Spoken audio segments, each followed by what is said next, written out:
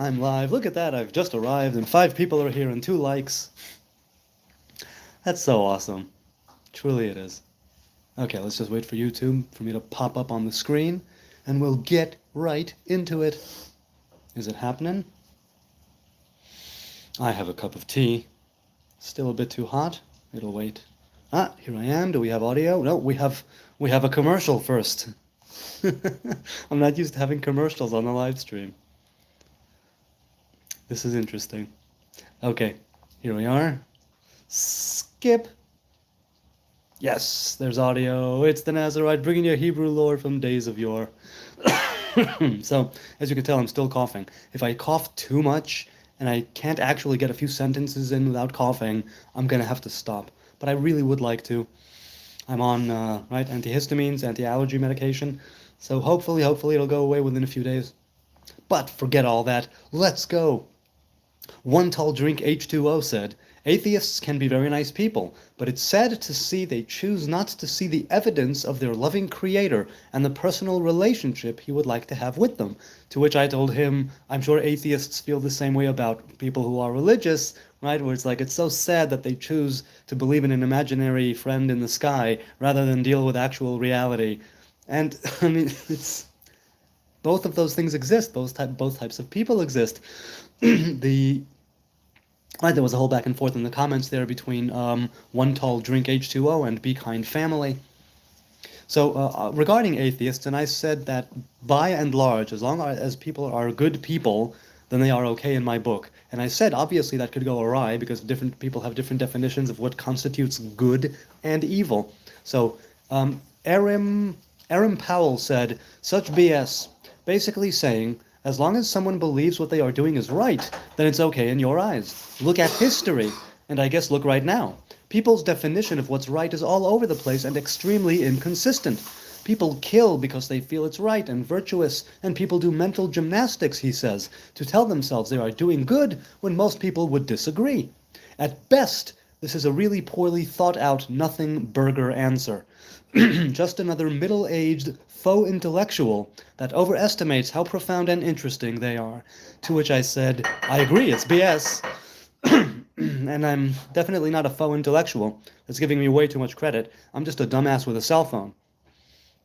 What I did tell him is that I agree with him. I choose to look at it in a very simple and maybe simplistic way because I think it does need to come on a case-by-case basis, right? We humans are full of conflict, full of contradiction, inside and outside. Perceptions change, the zeitgeist changes, what is considered right and wrong and virtuous and not as wildly inconsistent, just like he said.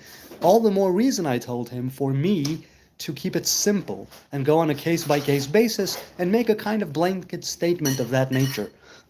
But that's definitely not the be-all, end-all of that argument.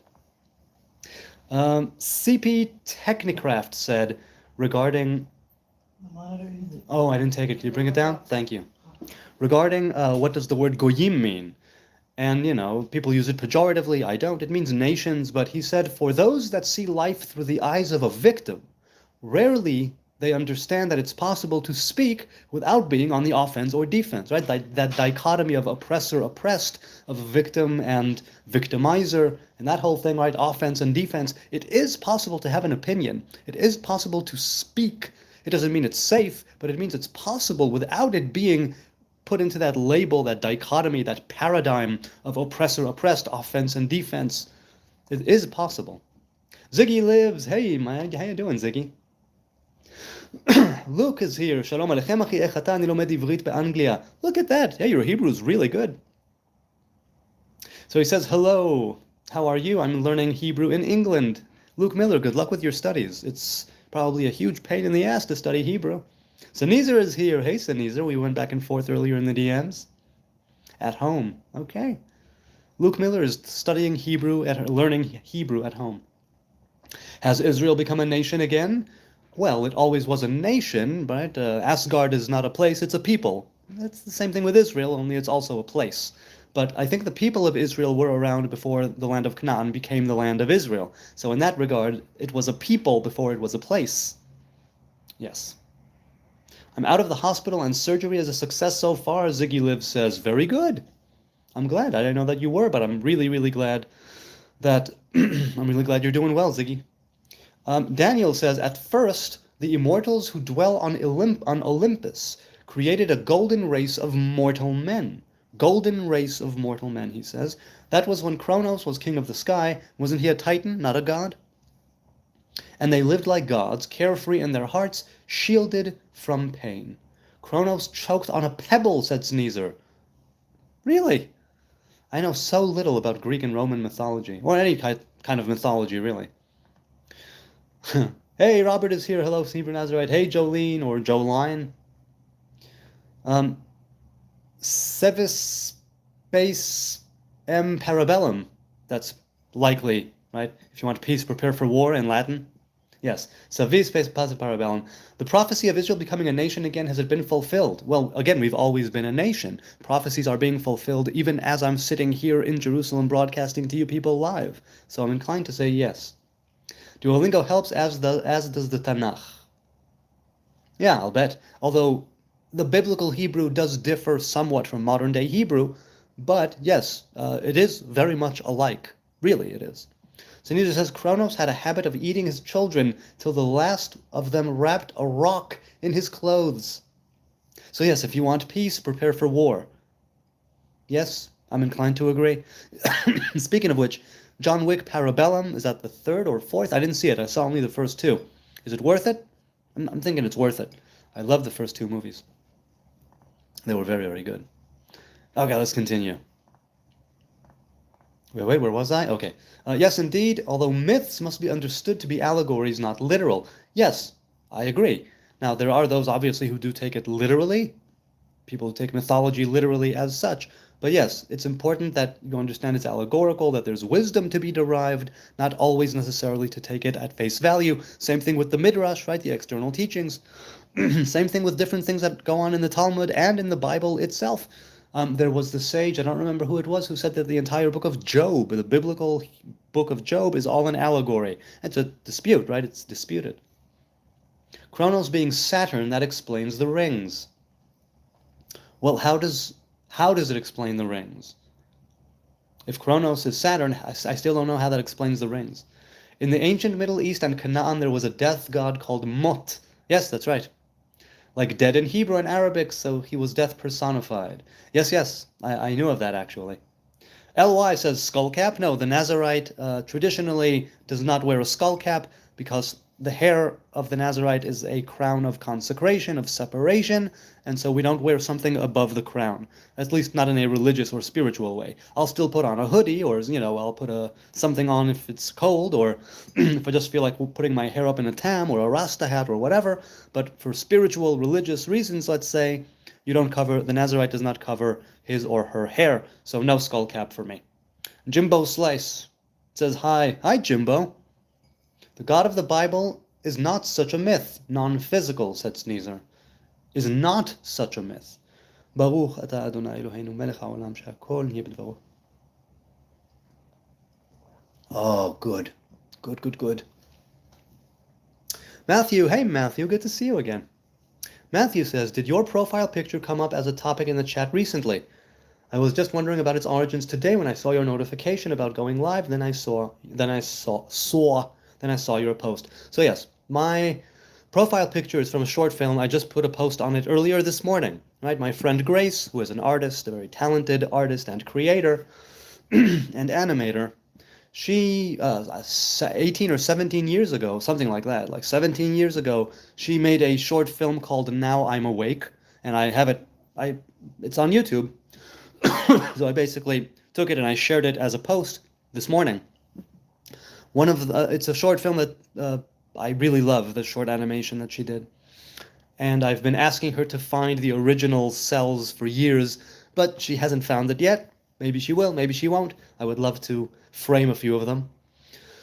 And that is where the tree comes from her short film, Now I'm Awake. And it has not come up in the chat recently. It did come up in the chat at some point in the last years, but every now and then, every year or two, or at some point, during a year or two, I'll put a link to her because I really, really love that film. I really love that short animation. Daniel says Solistus in his on the gods and worlds explain that myths are allegories, and even gives an example and explains the myth of Kronos eating his children philosophically. Well, the devouring father, the devouring father, the devouring mother, psychologically they mean a lot, right? And philosophically they mean a lot. Definitely. I'm curious as to what, does he come up with like an original interpretation, or is it something more, is it something that existed and he's simply bringing it, into the Shalom Aleichem, says H. Basta, Va'alechem Shalom, hello to you. Sinisa says the Greek were part none on philosophy. Rome copied their religion, restructured for a new identity, but those are myths. H. Busta says Matrix Jew is back. Matrix Jew is a new one for me, and me. I don't know if you've called me Matrix Jew before, but all right. John Q. Public says, I enjoy listening to your takes on reality. Yes, and it's all just takes. Again, it's all just me blah, blah, blahing. I'm just a dumbass with a phone, right? CMY says, what's one thing you miss about being a kid? Ooh, pardon me. One thing I miss about being a kid.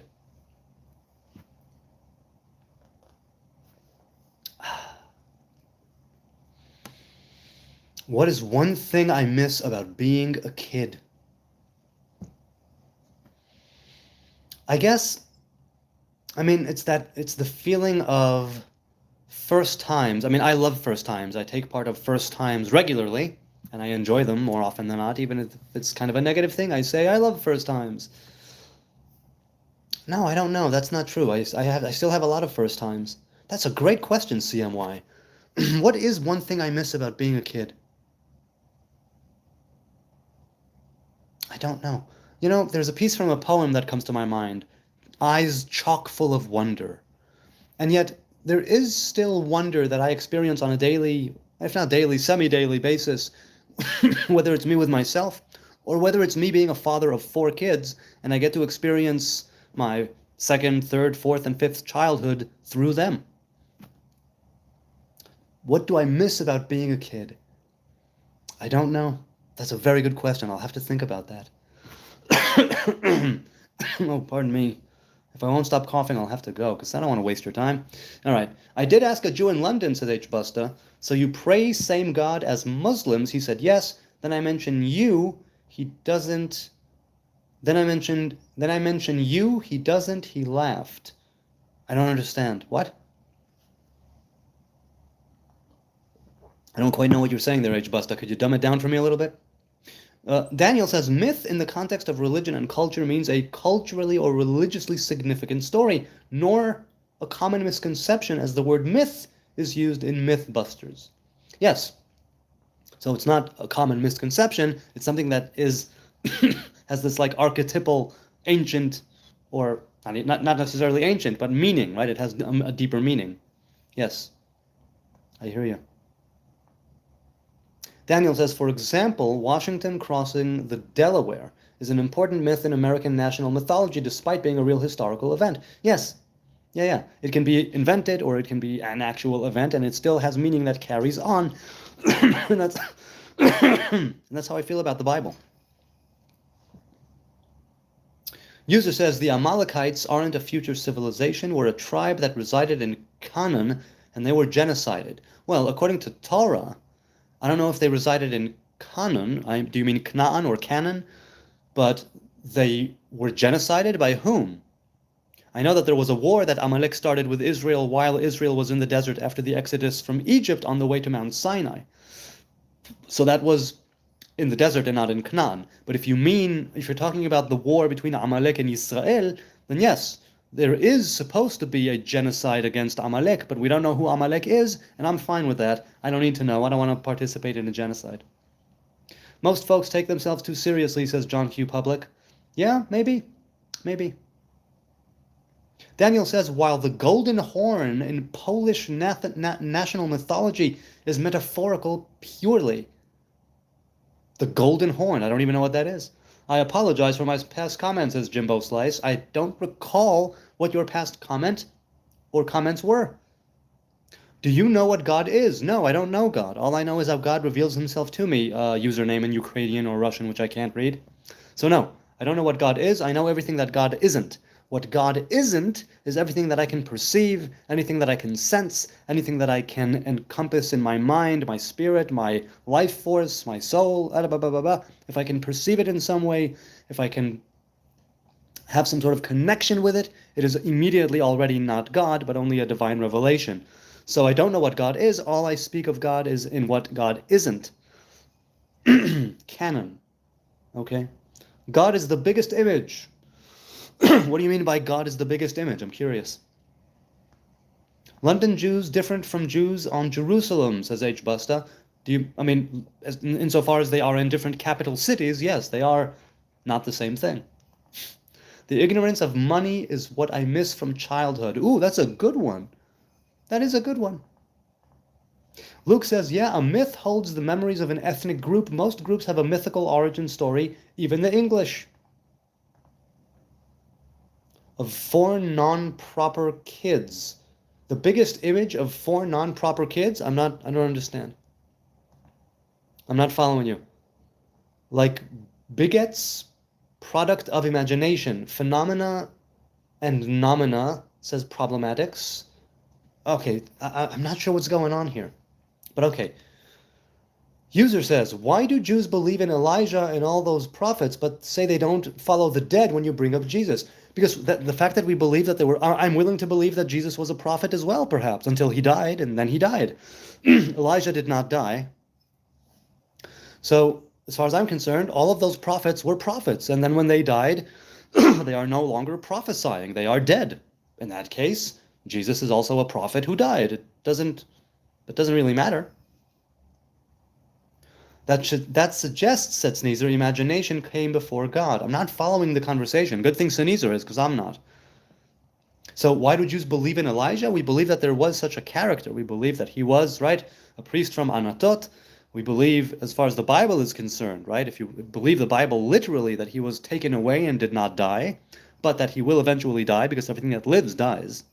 He was taken away and given an angelic form like Hanoch, but he was still a living human being, which means that he will taste some sort of death before coming back to life with all of us. But the point I'm making here is that we don't follow the dead as kings. We don't follow the dead as living now or waiting for them to return, which is why Elijah is meant to return, because he never died, or something along those lines. But no, we don't follow the dead as if they are living. We follow the dead in the sense that we can follow their path, we can follow their wisdom, we can follow in their footsteps, but we don't follow them, not as a God incarnate, not as a Messiah or a prophet who is to return. Dead people, right? Dead people are dead people, until we all come alive with partaking of the fruit of the tree of life. James Bennett says, can you please pray for me?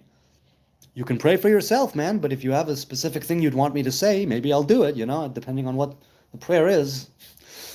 and what it is that you want. I doubt that my prayers will make any difference. I think you're the one who needs to make an effort, and if you make an effort, I will gladly make that effort alongside you.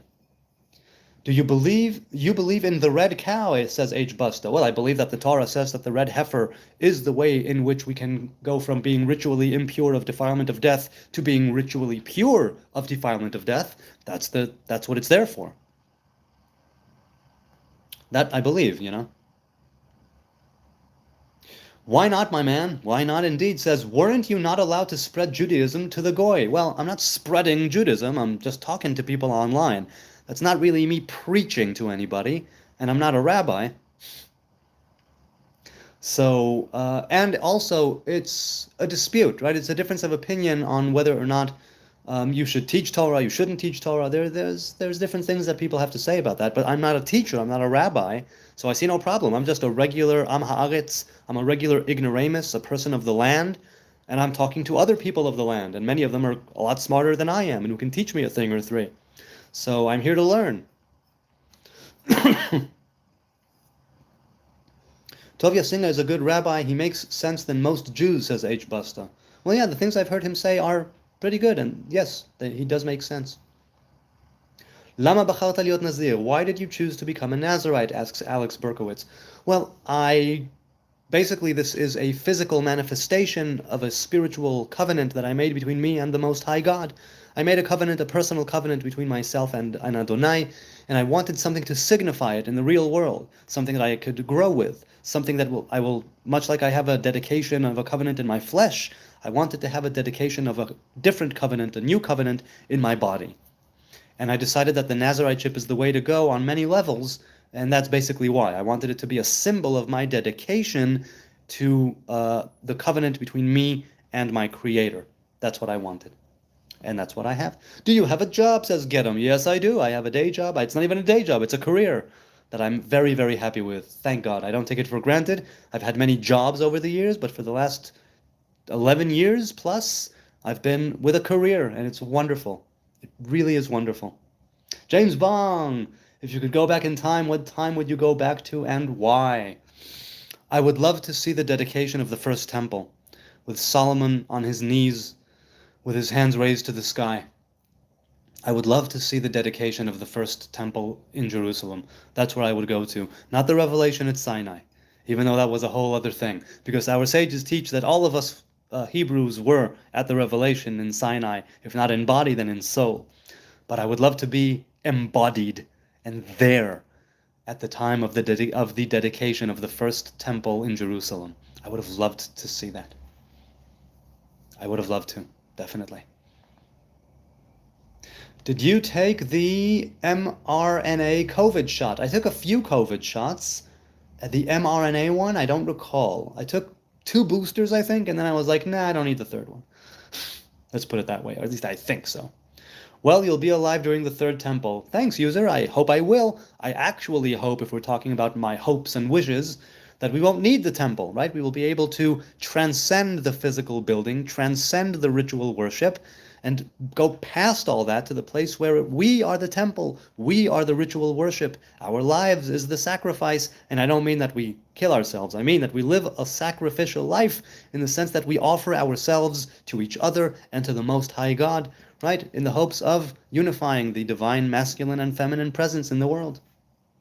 Alex Berkowitz says, which music do you listen to? I love psychedelic rock, classic rock, some alternative rock, and that's basically where I'm at. But I also love Leonard Cohen, Dave Gilmour. Yeah, I mean, Pink Floyd and Radiohead are my 2 go-tos. They're my 2 great loves in music.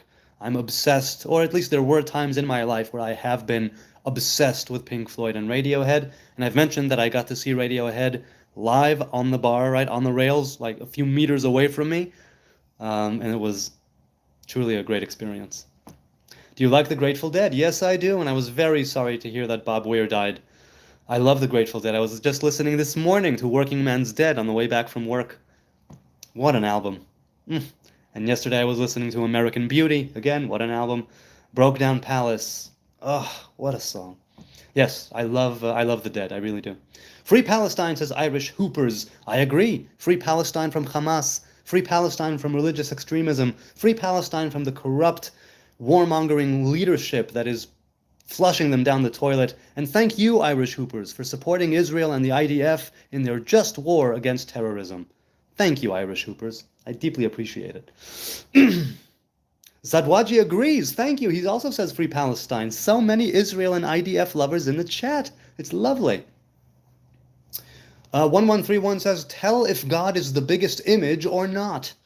Well, what do you mean? All I know is the image of God. All I know is revelations of God, the garments in which he or she clothed themselves, the 10 Sfirot, the tree of life, revelation, emanation, influence, reflection. I know nothing of God. God is unknowable, untouchable, unfathomable, unthinkable. I have no idea what God is. I know what God isn't. Anything I can conceive or think of is not God.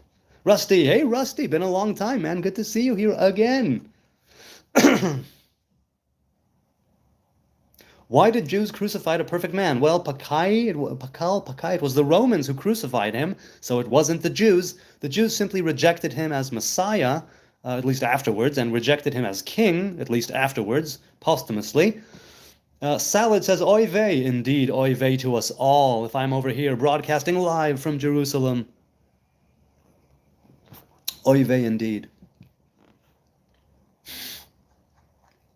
Free Palestine from genocide and murder. I agree, Irish Hoopers. Hamas is genociding and murdering their people and their fellow terrorists like Fatah, mind you. So yes, definitely. Free Palestine from all of that. We should have peace with our neighbors. We should have peace with our Ishmaelite cousins. Jay says, I can't wait until Palestine is gone. You know what? I can't wait until all the nations and all the countries and all the borders and all the wars and bloodshed and fighting are gone. We're not quite there yet, but I seriously would love to, in my own stupid, small, insignificant way, make some strides towards that somehow. But we're not there yet, not at all.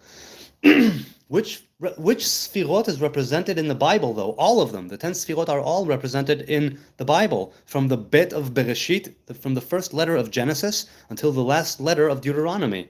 Oh, or the Bible, from the Bet of Bereshit until the Lamed of Chronicles, of Divrei Hayamim, throughout the whole thing.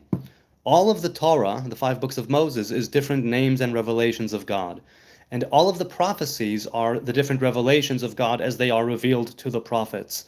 And all of the writings and all of the scrolls are different ways in which the Sfirot have a relationship. And this is basically showing us how we are to have a relationship, right? We are made in the image of God, and we reflect that image of God, of the 10 Sfirot.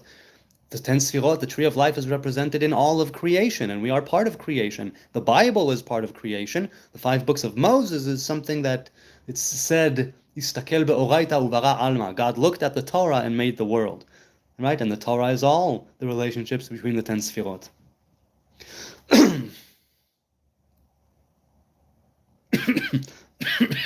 Why not, my man?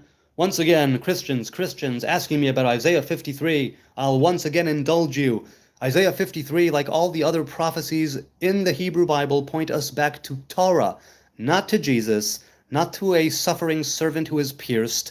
You could say that, sure, but I see the whole nation as a suffering servant who is pierced. And even if it is a specific individual that they are talking about, Jesus is not a savior, not a lord, not a son of God, or not any of those titles. He could have been a potential Messiah, a potential prophet, a potential sage and king, but he died, and when he died, his reign ended, and his prophecy is done, and that's it. That's how I take it. He's a dead man. No more, no less. Even if you say that he was resurrected, we do not follow him afterwards. Pardon me. Dumb Christians, says H. Busto. Listen to Tofia Singer. Proof, says Salad1712. I don't know if you're talking to me or not, but all right. Buck Nuttage says, you are a mutant. Definitely I'm a mutant. A mutant. Yeah, I'm more of a Michelangelo dude. You're a mutant from mutant people. Look at your hair. Look at your face. You are a mutant. God hates you, you mutant. I agree. God definitely hates me. I am a mutant. I can't look at my face because I have eyes in my face. Use your brains, man. I can look at my reflection. Let me see. Yep, just as ugly as I remember. And yeah, my hair is just regular, wild, grown hair. That's all. So, yes, I definitely am a mutant. I don't mind being a mutant. There's never been anyone quite with my genetic makeup, which makes my genetics mutated in some way than things that came before me. And so on all of those counts, you are correct. As for God hating me, I don't know God. All I know is how God reveals himself to me. And though there has never been true hatred that I've felt as a revelation, I don't exclude the possibility of that being the case. So you are right on that as well. Scarlett says, hello, can you ask if I can go to heaven? I sure can. Can you go to heaven, Scarlett? I asked. Hello, are Jews and Arabs the same people, says Oscar. Well, Arabs come from Arabia, Jews come from Judea. We are the same people in the sense that we are all human beings made in the image of God. We are not the same human beings when it comes to ethnicity, geography, faith, many times, though there are Hebrew Arabs. I was very fortunate to work security for a short while at the Mount of Olives, and it was with a Syrian Jew, a Hebrew Arab, and that was quite an experience, truly. Let's continue. White people don't come from hot places, says FBA. I don't know what you're talking about, man, but okay. If you say so. Salad, free will only seems like a curse. It's the greatest of blessings and real proof, says Sneezer. Oh, so Sneezer and Salad are having a back and forth. Okay, that's cool. Natural Neural Cult says, it annoys me as an ex-Christian that Christians continue to shove Rome down others' throats. Yeah, I suppose. I mean, I'm used to it by now, right? I'm definitely used to it by now, because like I've said many times, if I were a Christian, or even a Messianic Jew for that matter, which I'm not, I would have thought that I would also be proselytizing and wanting to tell people the good news. Have you heard? He has risen. It's like, I've discovered something so amazing. I've been saved. Imagine that.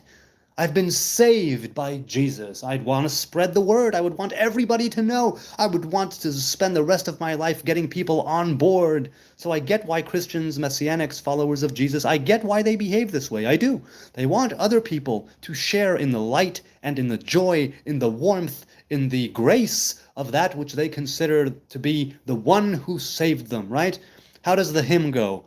Oh, happy day when Jesus washed my sins away. It's like, wow, if I discovered that that's true, I would totally want to be on board and get everybody on board with me. So I understand why they would do that. What is a Nazarene, says Quack. A Nazarene is a person from Nazareth. A Nazarite is a man or woman who has undertaken a vow of a Nazarite. That's the difference. Jews broke the covenant of God. What do you think about that? I think that Jews broke the covenant, their covenant with God many times, and that's why they were kicked out of the land, and that's why they were persecuted, and that's why they were going through what they went through. But the covenant still exists, even if we break it, because we will always be returning to it. That's what the Torah says, and that's what's been happening throughout history, right? We turn away from God, we get our asses kicked, we go back to God. We turn away from God, we get our asses kicked, we go back to God. We turn away from God, break the covenant, get kicked out of the land, we repent, we return to the covenant, we go back to the land, or vice versa. So what do I think? I think it is the way of the world to break the covenant, and it's also the way of the world, inevitably, for us to return to the covenant.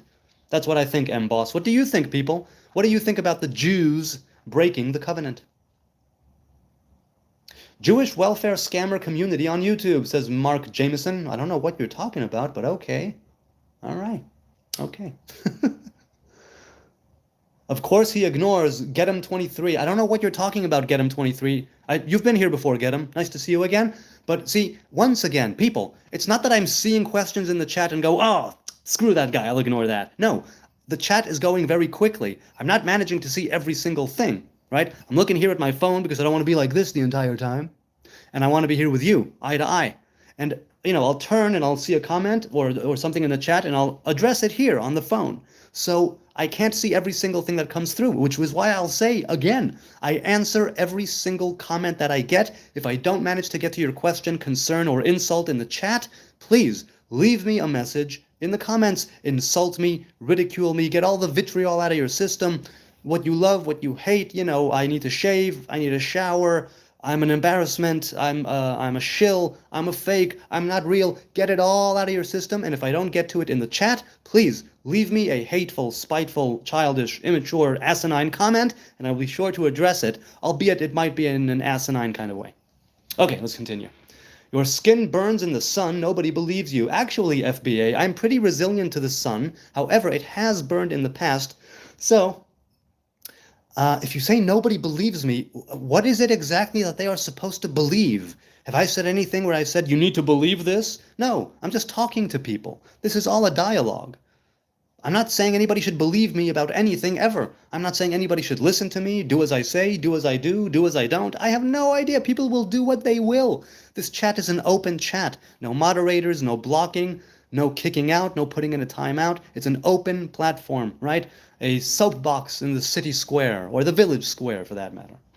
As for nobody believes me, okay, I really don't care if nobody believes me. I'm just here doing my thing Monday evening in Jerusalem, having a cup of tea, going live with you good people, and I'm grateful for the time that you're spending with me here, but nobody has to believe anything that I'm saying ever. Don't take it as truth. Don't take it as wisdom. Don't take it as gospel. Take everything I say with a huge grain of hummus, because I'm just a dumbass with a phone in the Middle East. That's all I am. That's all I've ever claimed to be. All right, the person who called me a faux intellectual gave me way too much credit. I'm not a learned man or an educated man, right? I'm not a rabbi or a scholar or a sage and so on and so on. I'm just a stupid dude with a phone. That's all. Now, I would like to reach, a thing or two and to gain some wisdom from these interactions, yes. But I'm definitely not claiming that I know anything better than anyone ever. So, Luke Miller says Ashkenazim have some German and Italian DNA, but are mostly Middle Eastern according to DNA tests. That doesn't matter, people. It doesn't matter. People who are anti-Jew, especially the anti-Ashkenazi Jew, will always repeat the same BS, even though it's been debunked so many times. They will blindly stick to it. And hey, no judgment, I get that. There are things that I blindly stick to as well. There are things that I also stay willfully and truly ignorant about by choice. Any Christian who's ever talked to me about Jesus will know this. Eating hummus gives your skin at least 90 UV protection. Yes. 90, is that much? I don't recall. Matthew says, can I hear a true Jewish man explain why Zionism isn't Judaism? People don't believe me. Well, what do you mean? Zionism can be Judaism, and it can also not be Judaism, because there are people who are non-Jews who still think that the people of Judea, the Jews, should go back to Judea. That is de facto Zionism, the people of Israel in the land of Israel. You don't have to be a Jew to believe that. Likewise, you don't have to be a Zionist to be a Jew. You can believe that modern-day Zionism, the one that originated in the middle of the 19th century, is just a secular socialist invention that has nothing to do with the Torah, nothing to do with the faith, nothing to do with God or the revelation of God or any kind of divine promise or, to the patriarchs, and that the state of Israel is thereby illegitimate and against the will of God. And you'd still be a Jew, you'd be an anti-Zionist. So you can be either one, you can be both at the same time, you can be neither at the same time. It's like, this is all very fluid. Did some Jews stay in the Mandate of Palestine during WW2? Yes, of course. Oscar, there's always been some representation, some population, large or small, of Jews in the land of Judea, in the Holy Land at large, in the land of Israel, way before it was the state of Israel, way before, right? The kingdom of Israel. Gedem says, why is Israel the source of everything PDF related? Epstein, Torah says you sleep with 3-year-olds. The Torah does not say that. That is a damnable lie, but okay. You should kill the 3-year-old CNN article 5 years ago saying pedos moved to Israel for safety. So I don't know what CNN did or didn't do. The 3-year-old thing is in the Talmud, not the Torah. Huge difference, because the Talmud is oral tradition, which is just a series of debates, and halacha is not written there. The halacha is derived from there. So you can bring a sort of extreme case one way or another to reach a consensus in the middle. The different opinions put forth in the Talmud are not necessarily what became rabbinic law. It's simply one person's opinion. Have you read the Protocol, Wise Older Man of Zion? H. Busta says. No, I have not. I have not. No. Israel is not the source of everything related to pedophilia, if that's what you're referring to by PDF. If you are referring to portable document file, right, the file extension, I don't think Israel is the source of PDFs either. So, can't help you there. Mazdak Production says that's why they call the rabbis Talmudic rabbis. Wait, what? I must have missed something before. But yes, the rabbis in the Talmud were known as Amoraim later on, right? The term Rabbi is only in the Mishnah, which preceded the Talmud, right? That was at the time of the Second Temple era, after it fell, right? And the Mishnah was written down. A couple of hundred years later, the Talmud was written down as an interpretation of the Mishnah. But yes, rabbis these days, if they are Orthodox rabbis, they are Talmudic, if you will, rabbis, rabbinic rabbis, as opposed to other sorts of rabbis. So yes, that much is true. H. Busta says Moses didn't see face of God. Yes, no man shall see me alive. Lo yir'ani ha'adam v'chai. That's true. Shalom says Shabbat Shalom 1. Hey, Shabbat Shalom to you. There's the Shesh Zechirot, right? We must remember the Sabbath each and every day. And today, for instance, it's not just the second day, it's the second day in the Sabbath. Yom Sheni b'Shabbat. That's the full name. Because we have the commandment, so to speak, to remember the Sabbath, and not only on the Sabbath, but to remember the Sabbath every day. Mongoloid says, didn't Israel sterilize the Ethiopian Jews who wanted to settle there? So you know what? The Ethiopian Jews got a really, really raw deal, or at least some of them did when they arrived. I don't think that they were sterilized. But different things did go on, the least of which, or maybe not the least of which, not the least of which, is having certain people convert, even though they were fully Hebrew, they wanted them to convert to the Orthodox Judaism as it's practiced now, which it's not necessarily that it went against their faith as Ethiopian Jews, Beit Yisrael. It's just that the people in Israel, right, the rabbinate, the people in charge, the religious dudes in charge, had to differentiate between, let's say, the Falashmura and Beit Yisrael. Some Ethiopians were more Christian. Some Ethiopians were actually part of the tribe, and tribes, plural. And so they had to differentiate. So they requested, right, to that end, they requested people to convert, even though they were already Jews, just to differentiate, and to make them sort of 100% without a doubt clearly Jewish here and now. I don't know, that whole thing was messed up. There was also this thing about them throwing away blood donations from Ethiopian Jews. I don't know, there was horrible things that happened to the Ethiopian Jews here, which is a damn shame, because it takes a lot of cojones to make aliyah, to ascend to the land of Israel, definitely. And it's a real shame. But as for sterilization, no. I don't think that Israel sterilized Ethiopian Jews. I think that they put them through a lot of grief and hardship. Some of that, maybe all of it, not warranted. But I don't know. I don't know a lot about those matters. I wasn't there at the meetings. I don't know what went on behind the scenes or why people decided what they decided. I just know that some of them were mistreated. As for sterilization, I have no idea. I have no idea. What do you know? People, tell me. Messianic? No, I'm not Messianic. This too shall pass. I'm an Orthodox Jew. I don't practice strict halacha anymore, but I'm a modern Orthodox Jew. My coin suddenly felt lighter, says obscurified.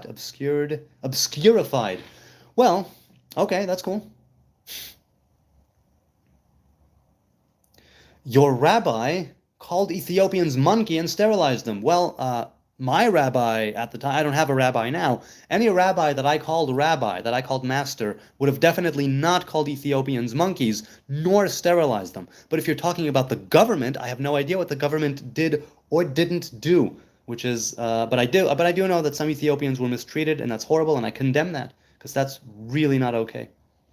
Matthew says, since Judaism seems pretty firm about rejecting individual predestination, okay, no, not complete rejection, but I'll continue reading. Preserving free will, how do you personally read the teaching that all souls were present at Sinai? Well, in the very same way that all souls were present in the body, in the metaphysical or spiritual body of Adam Arishon, of Adam, right? We were all there, and then when Adam was kicked out, so to speak, and everything broke and went from the spiritual to the physical, then everything shattered. Just like the Lurianic, not just like the Lurianic, but sort of like the Lurianic shattering of the vessels. But different, of course. So how do I personally read it? I have no problem with my soul, my life force being at Sinai. I have no problem with that whatsoever. I think it means to say something about the revelation at Sinai. And I think it means to say something about what people can achieve and the covenant that we are to stick to, the revelation that we should think back on, right? The Hebrew faith is a doing faith. The Torah is a commandment-based Torah. And that's where we received revelation, right? As a people, not individuals, not just one tribe, not a collection of... No, everybody, really everybody, they say, was there. When that's a pretty major thing. So I think that there is individual predestination in the sense of that Sinai was the destination at the time. And that I still have free will to do whatever I want, whenever I want. And I'd like to choose to follow the Torah and the commandments, but definitely I have the free will. It only means to say, yes, you have free will, but don't forsake the covenant. You were there. You also said, Na'aseh v'nishma, we will perform and we will listen. Ethiopians, the real Jews, you a white European, says FBA. Once again, I don't think there's any such thing as real Jews. even if I converted this morning, even if I was an Icelandic, middle-aged dude who decided to convert this morning, I'm already a real Jew. So, too bad, FBA. I think absolutely nothing of that argument, because there's absolutely nothing about being a real Jew. There's no such thing. If you're a Hebrew, right? And if you're not, you're not. But even if I converted this morning to the Hebrew faith, I am just as much of a Jew as real Jews or original Jews. No such thing. Truly, no such thing. Okay, let's see. Salad says, LMAO, what are you even on about? Again, if you're talking to me, I'm on T. That's what I am. Robert says, can you do your best impression of a monkey? I think the best impression would be one that would wake up the kids. So I don't want to do that. But I will do like a small one, like a mini one. Baktana, just a little bit there.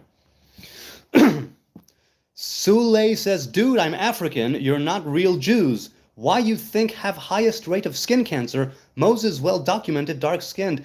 I have no problem if Moses was black as night. What does that have to do with being Jewish? You people and the content of melanin in the skin. And when I say you people, I mean those who are obsessing over skin color.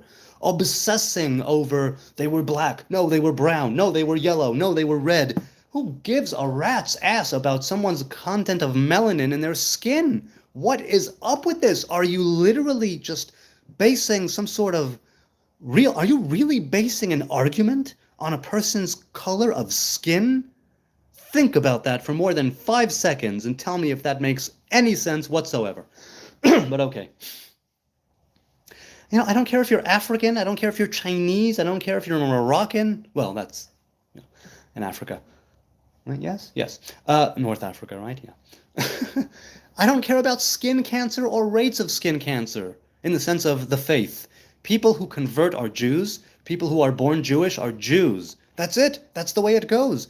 Everything else is just you trying to levy some sort of ridiculous argument or accusation against me when you have absolutely nothing to go on. Because I'm saying I'm agreeing with you. Let's say that I'm not a real Jew. I converted this morning. This morning I converted. I'm a real Jew. That's it. I am reborn into the faith after the mikveh, after the ritual pool. That's it. And you and a lot of other people seem to have a major problem with that. I really could not care any less that you have a problem with it, because that's your problem. But where you come from, or the color of your skin, or rates of skin cancer mean absolutely nothing in the context of who is Jewish and who is not Jewish. Literally zero. So good luck with that. I hope truly that you go with that and see what happens. FBA says Hebrew is a bloodline, now a religion can convert your blood. Okay, being a Hebrew can be a bloodline from Evil, right? The grandson of Noah, or the great grandson of Shem, son of Noah. But it is also a faith, and it is also a state of mind. It's also a religion, and it's also a covenant. It's all of those things. It's also a geographical location, right? Abraham crossing the river. That's what that means. So, once again, go with that. You can spew your hatred and your baseless, vile hatred however you want, to whomever you want. Enjoy your hate-filled existence. I hope it does you good. I hope you're able to rid yourself of the hate and maybe create a vessel, inside, empty yourself a bit and take in some love, take in some positivity, because all you're doing right now is reflecting how hateful, spiteful, malevolent, and evil you are with your speech. And that's not a good look for anybody. So if you're going to come at me with something tangible, with an actual argument, then we can have the discourse. But if you're yelling at me that I'm fake, I'm saying, okay, I converted this morning. I'm literally not a fake. Literally a real Jew, just as real as any old, 1,000-year-old proven family tree Jew. The same thing as me exactly. So, once again, so many inconsistencies with the way that these people are talking. Or rather, it's not that they are inconsistent. They are very consistent about things that have no basis. That's what I meant to say.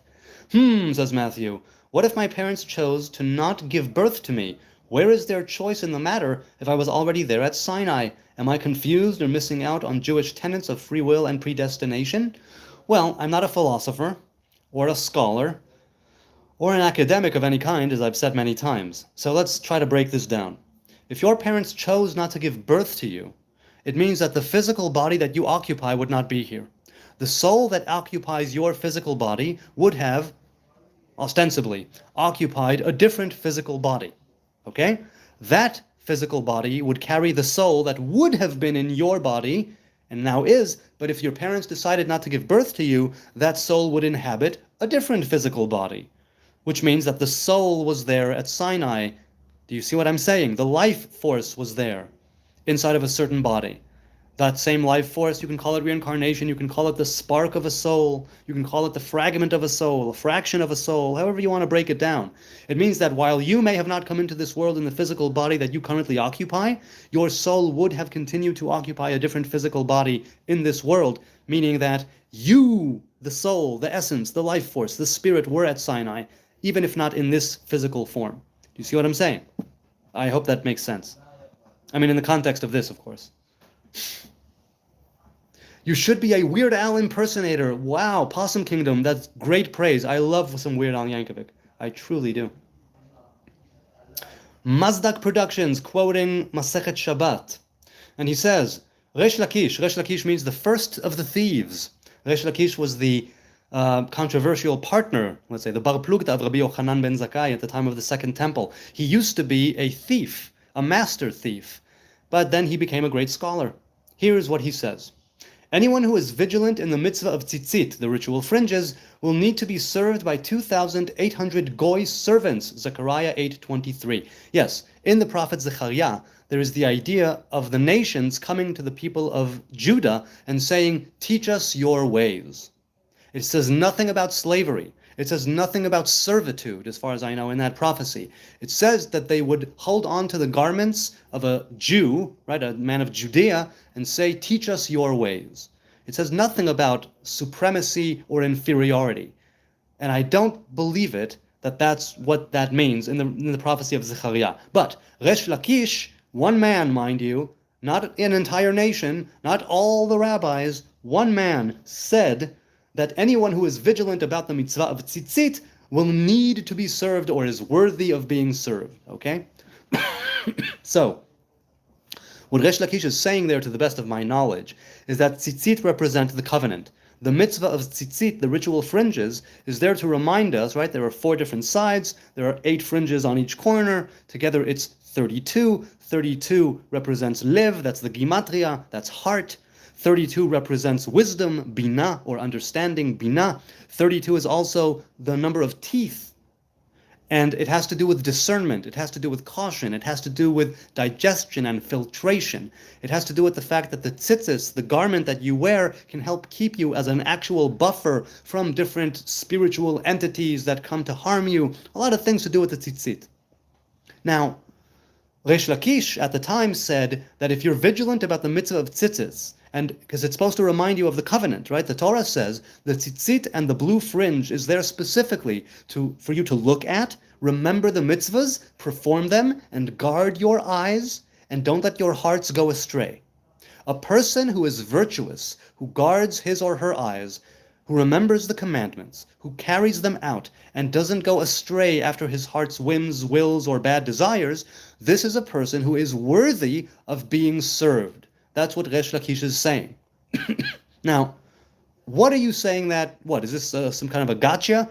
This is simply one sage's opinion in the Talmud. And hey, newsflash, this was not made into halacha. There is no rabbinic law derived from this sage's teaching that says that a person who wears tzitzit must be accompanied by thousands of goys to serve him. So A, it's one man's opinion. B, it's not actual rabbinic law. C, it's supposed to say something about the mitzvah of tzitzit, not say something about the fact that Jews are better. You see what I'm saying here? I'm not even trying to twist and pervert it. I'm not even running away. I'm saying, yes, Resh Lakish may have said that. All well and good. It didn't become actual law. It didn't become actual anything. And what he's basing it on, Zechariah, slavery, ownership, inferiority or superiority is not mentioned there. It's simply that God's divine will be done, and then the nations will come to the Jews and say, you know what, we want to learn from you. That's what that means. Resh Lakish took it, to say something about the nature of who is worthy of being served, who is worthy of being served by people who would have no affinity to him, from the get-go, but because of the mitzvah of tzitzis, there would be a unification, right? The Jews and the non-Jews would come together based on this covenant of tzitzit, based on the covenant of the commandments. So I'm not running away from what you're saying. I'm literally trying to break it down to the best of my ability, which isn't much, and it's not great, and I didn't do it justice, but that off the top of my head is what I have to say about that. Okay, let's continue. Neural Cult says, Jesus was literally no king, it's that simple. Yeah, I'm inclined to agree. He may have been a potential king, a potential anointed one. But he was not crowned, and if he was crowned and anointed, he wasn't received as king by the Hebrew people at the time. So he was a king without a people, or a king without a crown, like Matisiah was saying.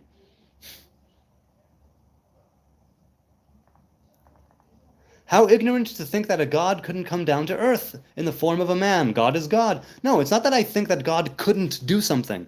I'm saying that there was no such revelation to the Hebrew people, so we do not believe in that revelation. It's not a question of what God can or cannot do. I don't know God. All I know is how God reveals himself to me. And according to Torah, God does not reveal himself in the flesh, not to the people of Israel anyway. At Sinai, right, we saw only the revelation of the clouds and the smoke and the fire, and we heard the voice, the revelation of a voice, and we heard the ram's horn getting louder, but we saw no image. Moses, likewise, he saw the backward reflection, the backward emanation. He did not see the front, he did not see the face, that is, right, let's say, of the Most High God. No man shall see me and live, lo yira'ani ha'adam v'chai. So it's not that I'm being ignorant, 49ers. It's that I'm saying that as far as the Hebrew faith is concerned, and as far as the Hebrew people are concerned, there is no God incarnate. And this does not, this has no, what's the word I'm looking for? This has no bearing on what God can or cannot do, because I don't know God. As for a revelation of God, there is no revelation in flesh, not to us anyway. Yehuda Hubetz, so you are a Jew as well or no? Yes, I am a Jew of the kingdom of Judah, living in Jerusalem. That is me. Hebrew Nazarite, says Diva, do you believe that the Messiah will be God himself? No, I do not. And also be sacrificed for the sins of the whole world? No, I do not, according to the Tanakh. So the Tanakh says no such thing. The Tanakh does not say that the anointed one will be God. An anointed one is a king. He will live and die like any other king that ever stood for the people of Israel. He's just a man. That's it. He will live, he will reign, he will die. Now, we all will come back to Eden. We will all partake of the tree of life. Death will be taken away from the world in the same way that it came into the world. It will be taken away. We have a mission to fulfill. But the Tanakh says no such thing.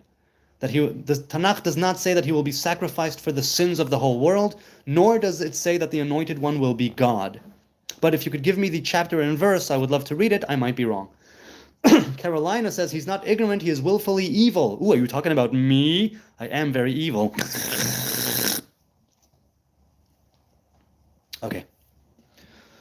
Oscar says, why are Jews associated with stealing? Probably because we are allowed to charge interest when we lend out money to Gentiles, but we are not allowed to charge interest when we lend out money to fellow Hebrews. That's probably why. And people say we stole the land that doesn't belong to us.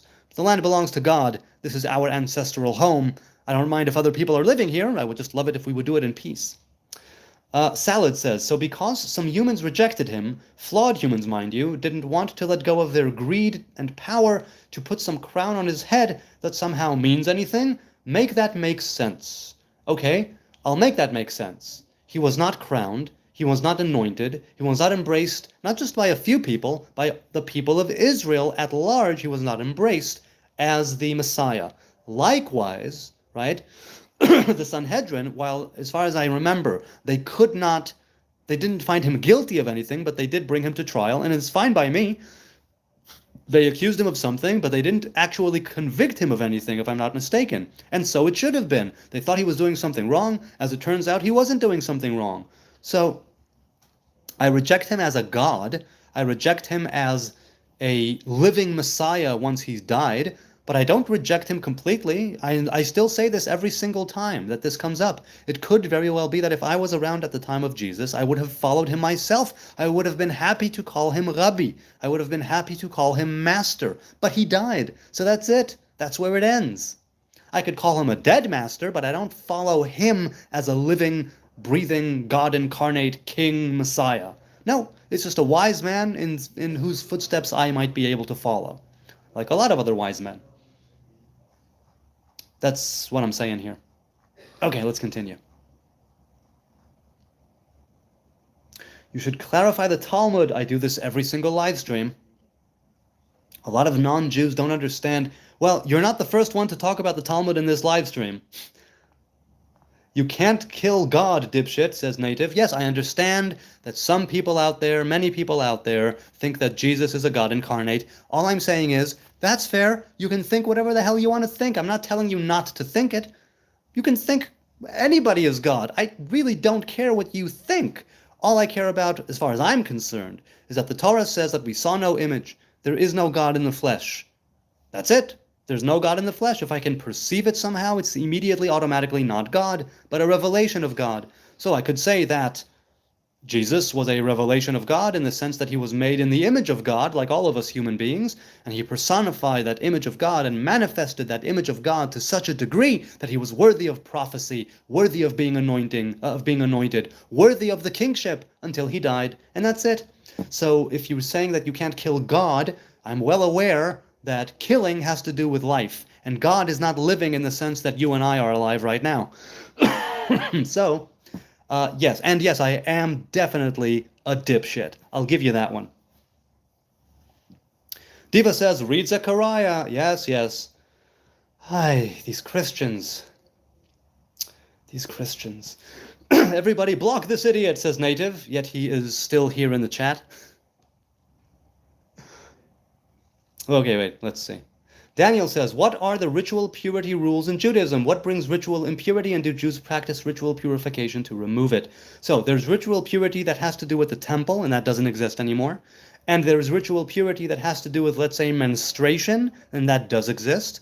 And there's ritual purity that has to do with semen emission, and that still exists. There's ritual purity that has to do with sleep, that still exists.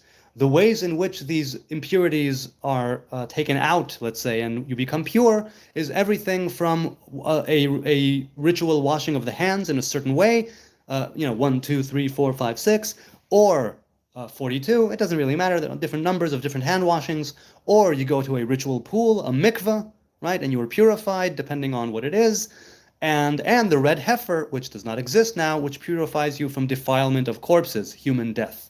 That's, in a nutshell, how it goes. But it's all kinds of levels. And while we are on the subject of ritual impurity, I will say that being ritually impure doesn't make you dirty. It simply means you are ritually impure, ritually unclean, right?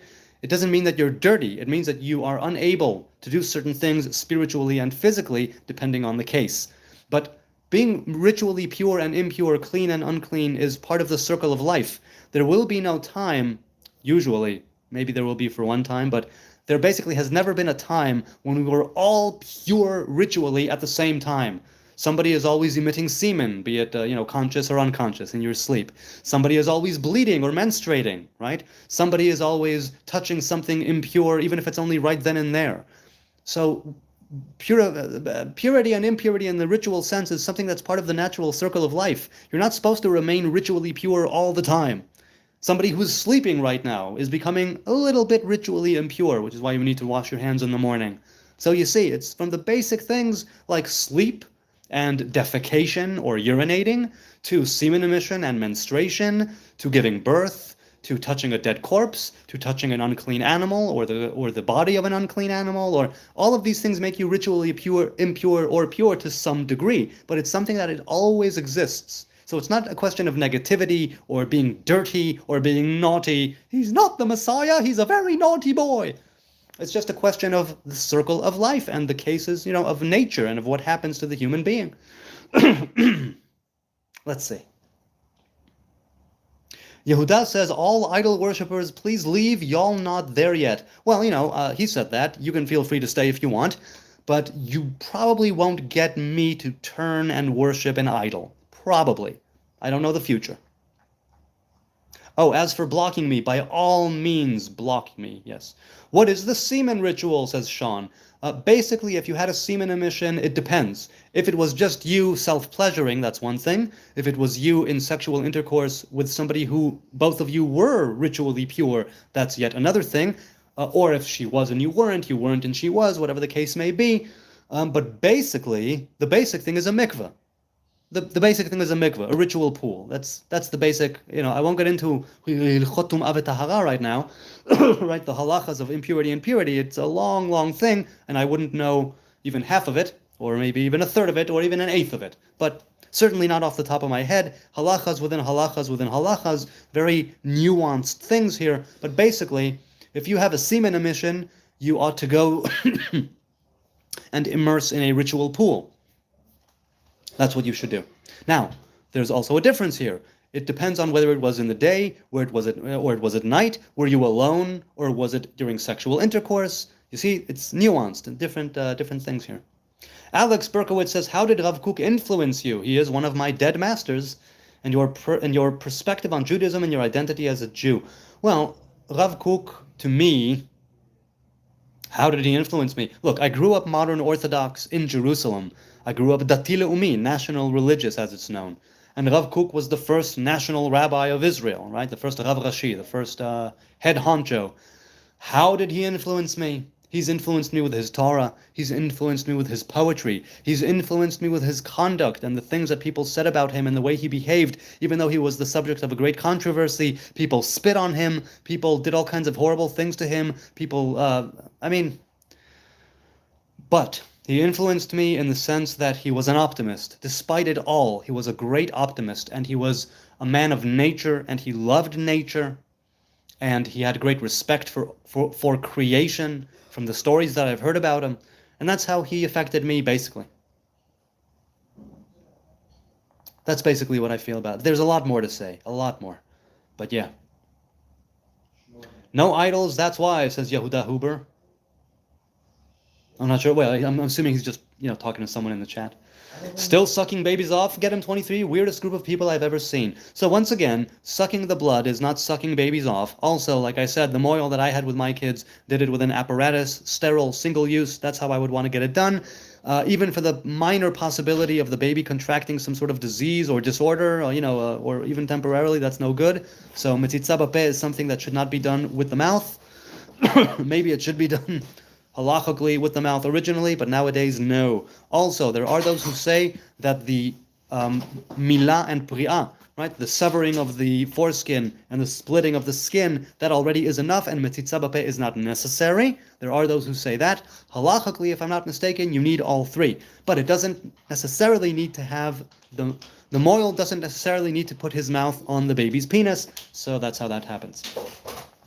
But some rabbis, some moils, that is, still definitely do that. Sure, that happens every day.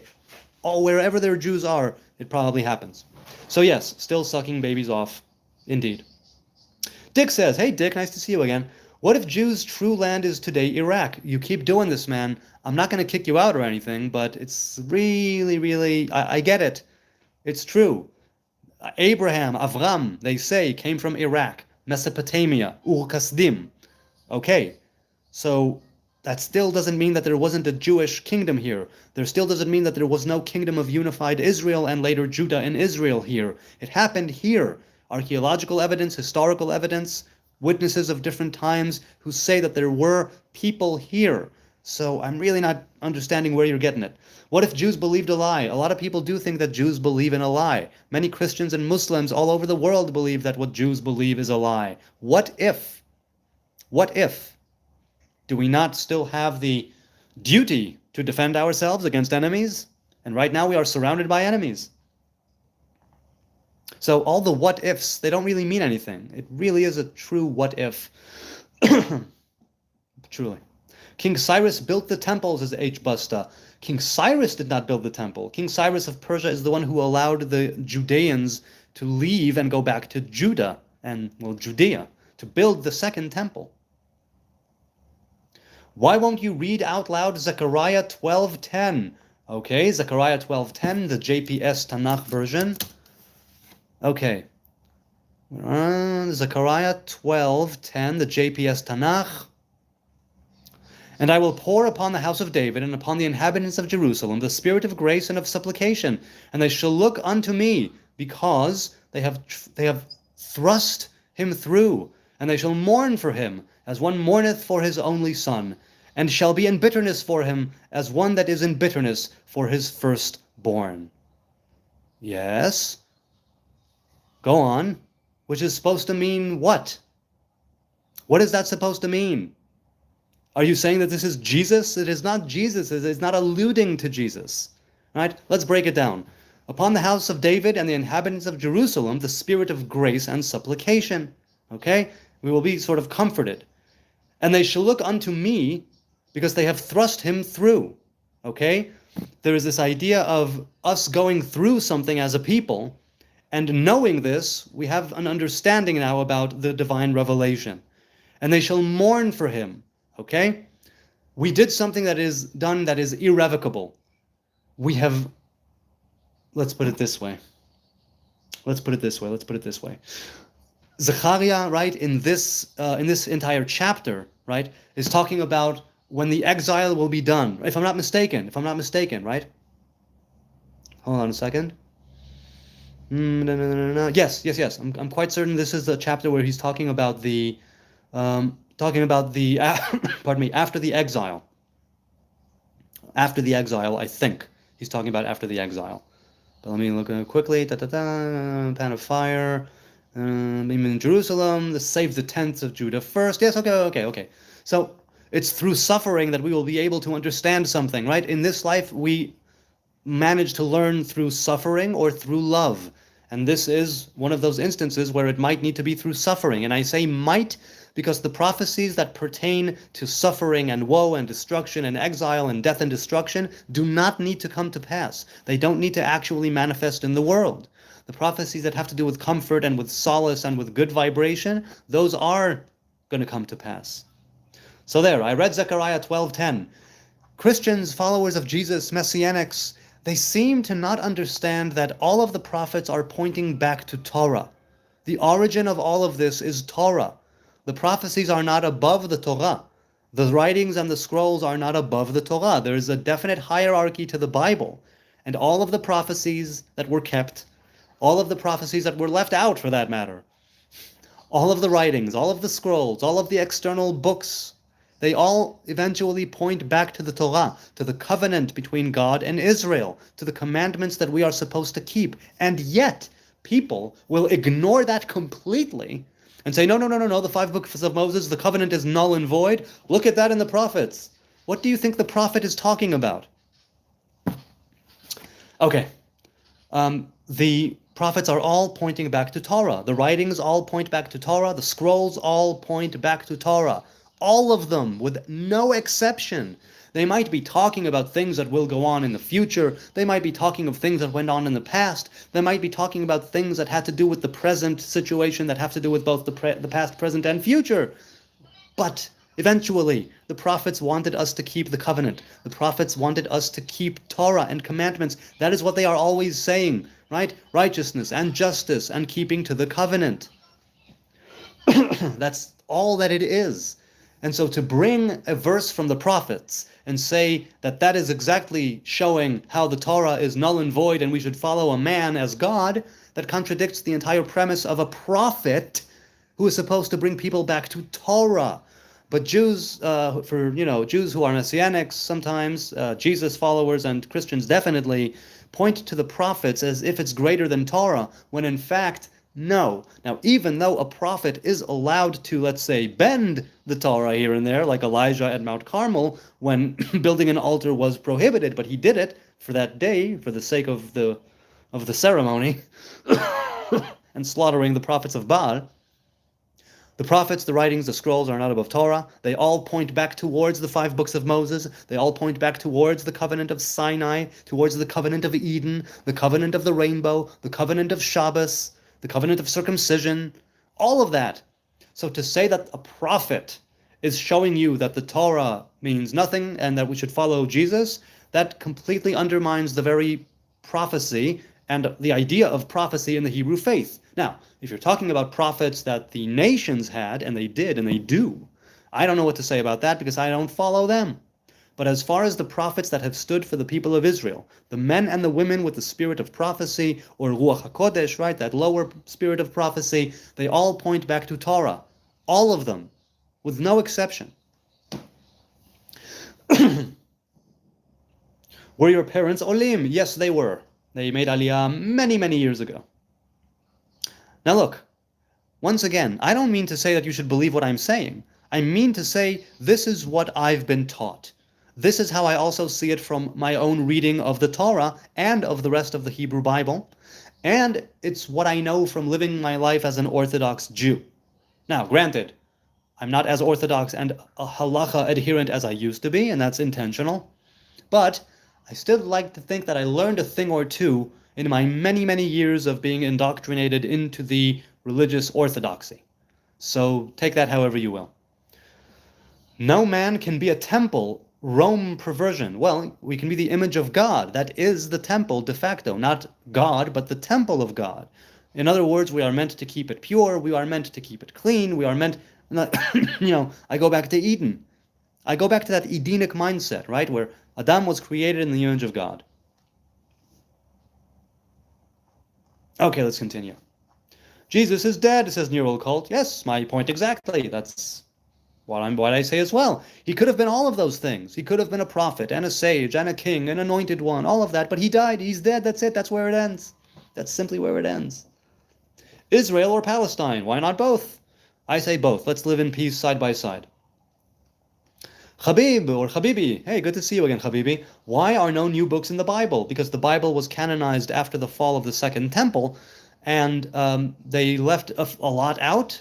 They left a few things in, and that's the Hebrew Bible. Nothing to be added to it from then on. How does the world end according to your books? The world ends with a new beginning. This world is a world of knowledge of good and evil to which we were cast into, thrown out of Eden into the world of knowledge of good and evil. But we will be going back to Eden, partaking of the fruit of the tree of life, put under guard, but never forbidden. So, right, the path to the tree of life was put under guard, but when we return to there as a unified human race, may it be so, may it be so. The guards will become guides, and we will be able to go as one unified human race, partake of the fruit of the tree of life, and start humanity phase 2 that we never got a chance to do. Right? We had 6 days of creation. Mankind, humankind created on the 6th day. Right? A soul bestowed upon the humanoid. And then, at the time before the Sabbath of Eden was able to come in, right, we sinned, we missed the mark, we were tossed out, and all of history was that time between the afternoon of the 6th day to the near sunset, right, and the coming of the 7th day. And all of that was stretched into history as we know it. So we are now in a world between worlds. We are in the world between the 6th day and the 7th day. So that Edenic Sabbath that never took place, this is also why we call Shabbat Me'ain Olam Haba, a taste of the world to come, a taste of the coming world. Shabbat signifies the Edenic Shabbos that we have not experienced yet. We are awaiting that Shabbos. We are in the space in between. That's why Shabbos is such an amazing and huge covenant. And so the world does not end. The world transmutates. The world is elevated, right? The world is elevated. That's how it ends. It doesn't end, it begins. Okay. Matrix is here, says H. Busta. Yes? What did Morpheus tell Neo? It's the world that has been pulled over your eyes to blind you from the truth. Verily, that's what this is. We are in the Matrix, says H. Busta. I agree. The first, the last, says, being interested in enjoying what you experience if we weren't being controlled is what is remembered, because that's the wisdom that lives in the past. I don't understand. Let's say that again. Being interested in enjoying what you experience if we weren't being controlled is what is remembered, because that's the wisdom that lives in the past. I'm not sure. I can't follow that. Maybe it's just because I'm tired. It's almost midnight, so I'm feeling a bit tired. Maybe I'll say goodbye soon. I've been on for an hour and 20, and on that note, I want to thank you, good people. I'm not saying goodbye yet, but I want to thank you, good people, for your time and your kind and gentle attention.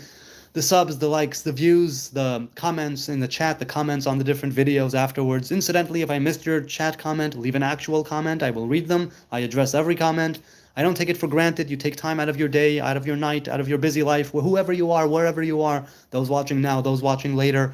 I deeply appreciate it. I don't take it for granted that you're here listening to my rants and raves and rambles and shenanigans.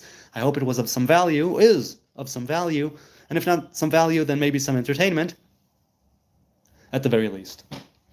NF says, it feels like all this religious debate is a way to see what's actually not, what's not actually well, no, it's not a debate, it's a discussion. Big difference. I'm not here to convince anyone of my point of view. I'm not here to turn people or try to score points. I'm here to just talk to people and have a dialogue. So it's not a debate. I'm not a debater. I'm not here to gain anything, other than perhaps some wisdom and some experience. But there is some modicum of religious debate here. I try to stay out of it. I simply, read an opinion, give my opinion. It's not necessarily a debate because I'm not trying to win. I'm not trying to win the argument. I'm just trying to have a discussion. Big difference. That's how I see it anyway. What are your thoughts on the third temple? My thoughts, Yehuda, on the third temple is that while I would like it to arrive and for it to be 100% vegan, it's not a necessity. In other words, we don't need the stone. We don't need the ritual worship, the animal sacrifice. We don't need the blood or the oil or the water or the wine or the wheat. We don't need the menorah. We don't need the Ark of the Covenant even. We don't need the stone tablets that were there. What we need is to go back to that Edenic thing. Before we needed the garments, before we needed the ritual worship, before we spices of the Ktoret, before we needed the gemstone, all of those things are material. We need to get back in touch with our own material self. We need to get back in touch with, oh, wait, am I glitching? Or is it just me over here? Okay. We need to get back in touch with our own spirituality with no middleman, with no intermediary, right? So the tribe of Levi, I'm a part of it traditionally, and yet I say unto you that the Levites and the priests, may they not be necessary, that we should all come together as human beings, right? Take away the things that divide us, and be able to truly become spiritual beings, plainly, simply.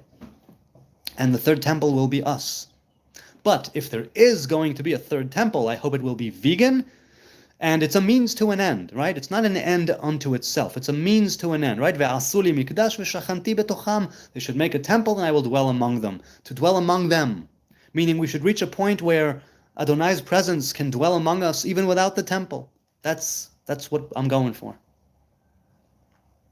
Okay, let's continue. Didn't you say you're going to finish? No, I didn't say I'm going to finish. No, I said I'm not going to finish yet. You really want me to finish? Really? Then why'd you say that? Okay. So do you believe in Mashiach? I mean, I believe that there is a potential Messiah, several of them, even right now at this moment, in creation, in this world, in the physical world we inhabit. There are at least a few people worthy of being anointed. The question is, are we worthy of them revealing themselves to us? Are we worthy? And even if we are worthy, will there be a consensus? Will we be able to actually anoint them, crown them, embrace them, receive their rule and kingship, right? That's the question. So yes, I believe that there is Messiah, many Messiahs right now, or potential Messiahs, but so far no revelation of Messiah, nor a consensus on who the Messiah is, because a few people are claiming to be Messiah even right now in Israel. There are a few people claiming, I'm the Mashiach, in Israel and in the diaspora, but they are not yet accepted by the crowd, the people, the mob, the nation. Should that happen, we'll see about that. So I believe that there is a Mashiach, but I don't believe it's a necessity. Now, that's as far as a human being, a king, is concerned. As for Nishmat Moshe Mashiach, as it's known, right? That spark of divine revelation, the life force of Moses and Messiah, Moshe Mashiach, as it's known, that is definitely something I believe in, that we should all be aspiring to, that we can all be a part of, right? So, again, being that when we personify and manifest the image of God, our unique personal image of God in which we were created, when we're able to bring that into being, that is exactly that messianic idea of being anointed, of being worthy of being anointed, of reaching that Nishmat Moshe Mashiach. Okay.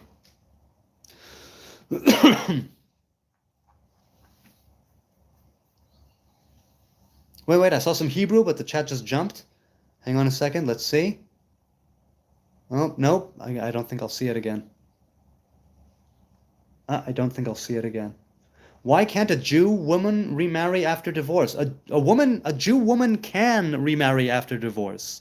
What a woman cannot do is she cannot divorce her man, go sleep with another man or marry another man, and then divorce that man and go back to her first husband. However, if she divorces her man and stays solitary, alone, and does not wed another, she can then go back to that man. Now, a priest cannot marry a divorcee. That much is true, halachically speaking. Priests still do it, but halachically speaking, a priest is not allowed to marry a divorcee. But I don't know where you heard that a Jew woman cannot remarry. A Jew woman can and should, if she wants, remarry after divorce, definitely. Ata chole nefesh, says Sargon. I'm sick in the head. I'm a mental case. Yes, I am. Definitely am. That's really the case. If anyone had any doubt, I am a sicko. Does your hair not smell? No, because I wash it with shampoo and occasionally with conditioner, so it doesn't smell. No, I don't think so.